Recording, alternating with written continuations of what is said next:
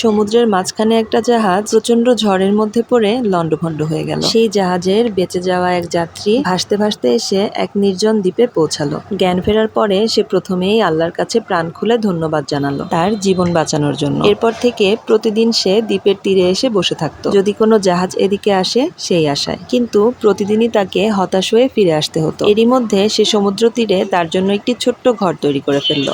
সমুদ্রের মাছ ধরে এবং বন থেকে ফলমূল খেয়ে সে বেঁচে থাকলো। এরই মধ্যে সে খাবারের খোঁজে একদিন বনের মধ্যে গেল। বন থেকে সে যখন ফিরে এলো তখন সে দেখলো যে তার রান্না করা চুলা থেকে আগুন লেগে পুরো ঘরটাই ছাই হয়ে গেছে এবং তার কালো ধোঁয়ায় পুরো আকাশ ছেয়ে গেছে। লোকটি চিৎকার করে উঠল, হায় আল্লাহ, তুমি আমার ভাগ্যে এটাই রেখেছিলে। পরদিন সকালে এক জাহাজের আওয়াজে তার ঘুম ভাঙল। জাহাজটি সেই দ্বীপের দিকেই তাকে উদ্ধার করার জন্য আসছিল। সে অবাক হয়ে বলল, তোমরা কিভাবে জানলে যে আমি এখানে আটকা পড়ে গেছি? জাহাজের ক্যাপ্টেন বলল, তোমার জ্বালানো ধোঁয়ার সংকেত দেখে।